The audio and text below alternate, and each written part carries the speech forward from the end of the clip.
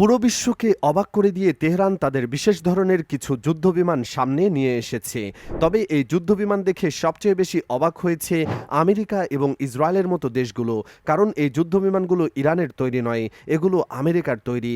আর Iran শুধু একটি বা দুটি যুদ্ধবিমান সামনে আনেনি, বরং পুরো একটি বাংকার জুড়ে এই ধরনের যুদ্ধবিমান প্রদর্শন করেছে।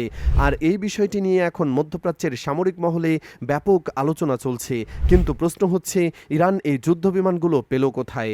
চলতি বছরেই ইরান সামনে এনেছিল তাদের অত্যাধুনিক পানাভিয়া ফাইটার জেট। সেটি সামনে আসার পর পুরো বিশ্বের সামরিক মহলে ব্যাপক আলোচনা শুরু হয়ে যায়। কারণ এই ধরনের প্রযুক্তিসম্পন্ন যুদ্ধবিমান এর আগে ইরান কিংবা বিশ্বের অন্য কোনো দেশের কাছে দেখা যায়নি। এই যুদ্ধবিমানের গতি প্রায় 2300 কিলোমিটার প্রতি ঘন্টার কাছাকাছি। শুধু তাই নয়, মাত্র সপ্তাহখানেক আগে ইরান তাদের নতুন এক ধরনের যুদ্ধবিমানও সামনে নিয়ে আসে, যার নাম ছিল কাহের। আর এই যুদ্ধবিমানটি সাধারণ যুদ্ধবিমানের মতো নয়, এটি আকারে বেশ বড় এবং দেখতে অনেকটা বড়সড় একটি প্লেনের মতোই লাগে। কিন্তু এটি একটি যুদ্ধবিমান। বিভিন্ন প্রতিবেদনে জানা যায় এই ধরনের যুদ্ধবিমান তার শরীরের ভেতরে কয়েক টন পরিমাণ অস্ত্র এবং গাইডেড মিসাইল বহন করতে পারে। তবে এসবের মধ্যেও ইরানের যে যুদ্ধ বিমানটি সবচেয়ে বেশি প্রশ্ন তৈরি করেছে সেটি হলো এই ছোট আকারের যুদ্ধবিমান। বিভিন্ন প্রতিবেদনে বলা হয়েছে এটি F5 সিরিজের যুদ্ধবিমান। আর অবাক করা বিষয় হলো F5 সিরিজের যুদ্ধবিমানগুলো মূলত আমেরিকাতেই তৈরি করা হয়েছিল। এই F5 একটি হালকা ধরনের যুদ্ধবিমান এবং এতে রয়েছে দুটি ইঞ্জিন। এই দুটি ইঞ্জিনের কারণে বিমানটি অনেক দ্রুত গতিতে উঠতে পারে।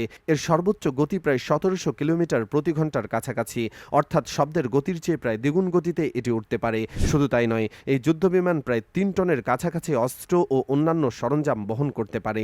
এর ডানার নিচে এবং শরীরের বিভিন্ন জায়গায় অস্ত্র সংযুক্ত করার ব্যবস্থা রয়েছে। সেখানে বিভিন্ন ধরনের বোমা, rocket, air two air missile এবং গাইডেড মিসাইল বহন করা যায়। আর যুদ্ধবিমানটির সামনে রয়েছে দুটি 20 মিলিমিটারের কামান। ফলে কাছাকাছি দূরত্বে শত্রু যুদ্ধবিমানের সঙ্গে লড়াই করার সময়ও এটি আক্রমণ চালাতে পারে। কিন্তু এই যুদ্ধবিমানের সবচেয়ে অবাক করা বৈশিষ্ট্য হচ্ছে এর আকার ও ওজন। এটি তুলনামূলকভাবে অনেক হালকা একটি যুদ্ধবিমান। আর হালকা হওয়ার কারণে খুব কম জায়গার মধ্যেও এটি দ্রুত ঘুরে দাঁড়াতে পারে। অর্থাৎ শত্রু বিমান যখন চলে আসে, এটি খুব দ্রুত দিক পরিবর্তন করে শত্রুর দিকে মুখ করতে পারে। আর এ কারণেই শত্রুকে সামনাসামনি মোকাবেলা করার জন্য এই ধরনের যুদ্ধবিমান ব্যবহার করা হতো। তবে অবাক করার বিষয় হলো এই ধরনের যুদ্ধবিমান খুব একটা দেখা যায় না, কারণ বর্তমান বিশ্বে আধুনিক সব যুদ্ধবিমান অনেক বেশি উন্নত প্রযুক্তি নিয়ে তৈরি। পুরো বিশ্ব যখন অত্যাধুনিক স্টেলথ যুদ্ধ বিমানের পেছনে ছুটছে, তখন ইরান আবার এই ধরনের পুরনো আমেরিকান যুদ্ধবিমানকে সামনে নিয়ে এসেছে।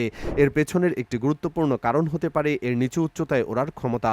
জানলে অবাক হবেন, এই যুদ্ধবিমান মাটি থেকে মাত্র 100 ফুট উপর দিয়েও উঠতে পারে। পাহাড় এবং গাছপালার ভেতর দিয়েও এটিকে সামনে নিয়ে যাওয়া তুলনামূলক সহজ। এ কারণেই সাধারণ রাডারকে ফাঁকি দিয়ে এটি খুব সহজেই চলাচল করতে পারে। কিন্তু এখন সবচেয়ে বড় প্রশ্ন হচ্ছে, ইরান কেন এত পুরনো আমেরিকান যুদ্ধবিমান আবার সামনে নিয়ে এসেছে? এই বিষয়ে ইরানের পক্ষ থেকে এখন পর্যন্ত বিস্তারিত কোনো তথ্য দেওয়া হয়নি। ইরানের পরবর্তী পদক্ষেপ কী হতে পারে সেটাও পরিষ্কার নয়। ইরানের কাছে থাকা এই যুদ্ধবিমানগুলো অনেক পুরনো হলেও দেশটি দীর্ঘদিন ধরে এগুলো ব্যবহার করে আসছে।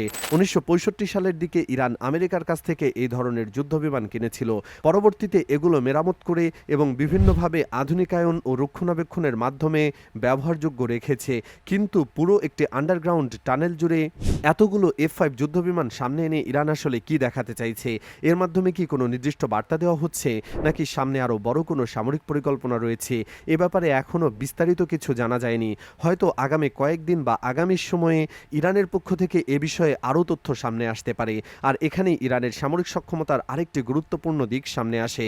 কারণ শুধু পুরনো আমেরিকান যুদ্ধবিমানকে আবার ব্যবহারযোগ্য করে তোলাই নয়, পুরো ইরান জুড়ে দেশটির সামরিক বাহিনী এমন কিছু আধুনিক প্রযুক্তিও ব্যবহার করেছে যেগুলো সামনে আসার পর আন্তর্জাতিক সামরিক মহলে ব্যাপক আলোচনা শুরু হয়েছে। ইরানের হাতে এমন কিছু সামরিক প্রযুক্তি রয়েছে বলে বিভিন্ন প্রতিবেদনে দাবি করা হচ্ছে, যেগুলোর কারণে বিশ্বের বড় বড় দেশও আগ্রহ দেখাচ্ছে। আর যুদ্ধবিমান থেকে শুরু করে সমুদ্র, ড্রোন, রোবট, প্রায় প্রতিটি ক্ষেত্রেই ইরান নতুন নতুন সক্ষমতা সামনে আনছে। ইরানের হরমুজ অঞ্চলের সমুদ্র এলাকায় ডারপা নামের একটি চালকবিহীন সামরিক জাহাজ দেখা যাওয়ার কথা বিভিন্ন প্রতিবেদনে উল্লেখ করা হয়েছে। এই ধরনের জাহাজের সবচেয়ে গুরুত্বপূর্ণ বৈশিষ্ট্য হলো এর ভেতরের কোনো ক্যাপ্টেন বা নাবিক থাকে না। বিশেষ স্যাটেলাইট সিগন্যালের মাধ্যমে দূর থেকে জাহাজটিকে পরিচালনা করা যায়। জাহাজটির মধ্যে উন্নত সেন্সর, রাডার এবং এআই প্রযুক্তি ব্যবহার করা হয়েছে।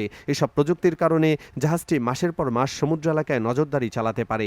ইরান এই ধরনের চালকবিহীন বিমান জাহাজ সমুদ্রের বিভিন্ন তথ্য এবং টহল দেওয়ার কাজে ব্যবহার করে থাকে বলে বিভিন্ন প্রতিবেদনে উল্লেখ করা হয়েছে।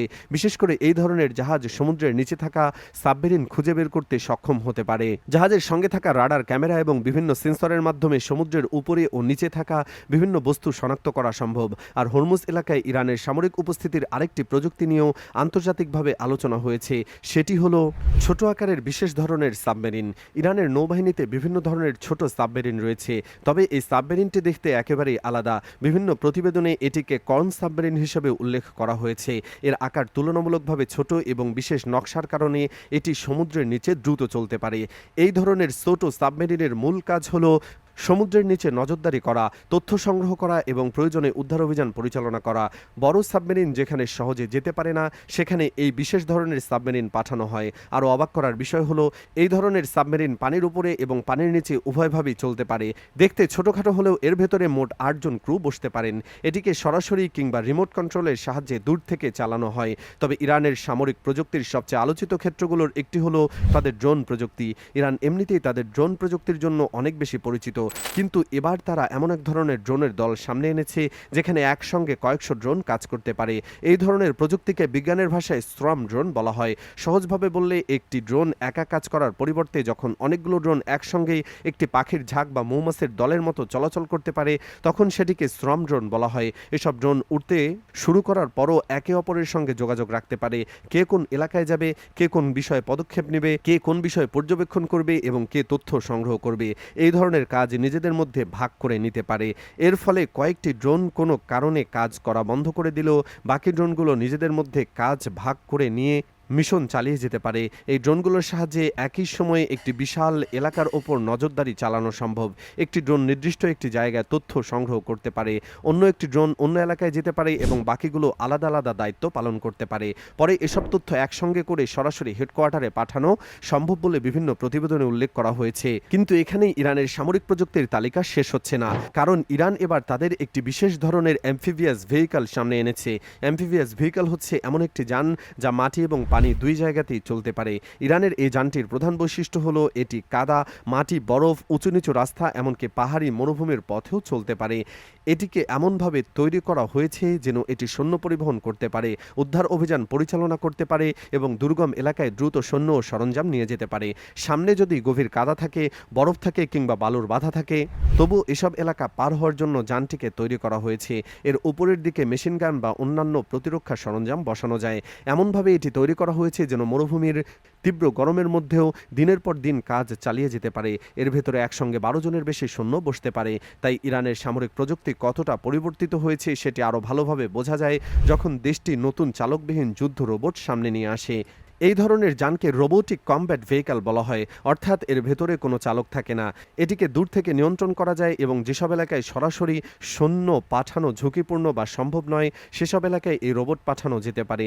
এর মধ্যে উন্নত ক্যামেরা, সেন্সর এবং বিভিন্ন ধরনের প্রযুক্তি রয়েছে, ফলে রোবটটি নিজে থেকে বুঝতে পারে যে তাকে কোন এলাকায় কিভাবে চলতে হবে, শত্রুপক্ষের বিরুদ্ধে কিভাবে আক্রমণ করতে হবে এবং কিভাবে দ্রুত মিশন শেষ করে সেখান থেকে বেরিয়ে আসতে হবে বলে বিভিন্ন প্রতিবেদনে দাবি করা হয়েছে। এছাড়াও এই রোবট বিভিন্ন ধরনের সামরিক সরঞ্জাম বহন করতে পারে। এতে থাকা উন্নত ক্যামেরার সামনে সৈন্যরা সরাসরি পুরো এলাকার লাইভ দৃশ্য দেখতে পারে।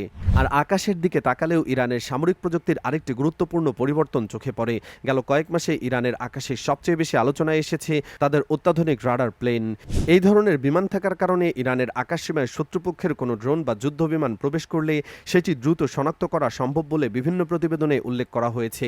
তবে এই রাডার প্লেনের সবচেয়ে অবাক করা বিষয় হলো এর উপরে সাধারণ সাধারণ রাডার প্লেনের মতো বড় গোলাকার ডিস্ক দেখা যায় না।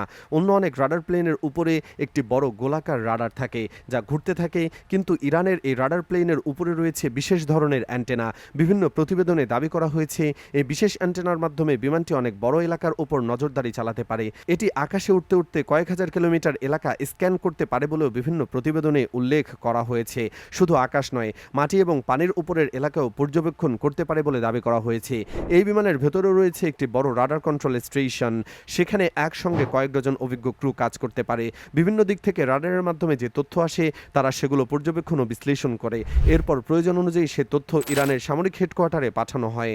আর এখানেই ফিরে আসে সেই প্রথম প্রশ্ন, ইরান কেন একদিকে পুরনো আমেরিকান F-5 যুদ্ধ বিমানকে পুরনো আন্ডারগ্রাউন্ড টানেল জুড়ে সামনে আনছে, আবার অন্যদিকে একের পর এক নতুন ড্রোন, চালকবিহীন জাহাজ, ছোট সাবমেরিন, অ্যাম্ফিবিয়াস ভেহিকল, যুদ্ধ রোবট এবং রাডার প্রযুক্তি প্রদর্শন করছে। এখন পর্যন্ত ইরান তাদের পুরো পরিকল্পনা প্রকাশ করেনি। তারা ঠিক কী ধরনের সামরিক সক্ষমতা তৈরি করছে কিংবা সামনে কী ধরনের পদক্ষেপ নিতে যাচ্ছে সেটিও পুরোপুরি পরিষ্কার নয়। বরং ইরান যখন একের পর এক নতুন প্রযুক্তি সামনে নিয়ে আসছে, তখন আন্তর্জাতিক সামরিক মহলে প্রশ্ন আরও বাড়ছে। তেহরান যা দেখাচ্ছে তার বাইরেও কি তাদের হাতে আরও উন্নত কোনো প্রযুক্তি রয়েছে? কারণ যুদ্ধবিমান থেকে সমুদ্র, সমুদ্র থেকে ড্রোন, ড্রোন থেকে রোবট এবং আকাশসীমা পর্যবেক্ষণ, প্রতিটি ক্ষেত্রে ইরান তাদের সামরিক সক্ষমতার ভিন্ন ভিন্ন দিক সামনে আনছে। আর এই পরিবর্তন ভবিষ্যতে মধ্যপ্রাচ্যের সামরিক ভারসাম্যে কতটা প্রভাব ফেলবে, ইরানের প্রকৃত উদ্দেশ্যই বা কী, সেটাই এখন সবচেয়ে বড় প্রশ্ন। আগামী দিনগুলোতে ইরান তাদের সামরিক সক্ষমতা আরও কতটা বিশ্বের সামনে তুলে ধরে, সেটাই এখন দেখার বিষয়।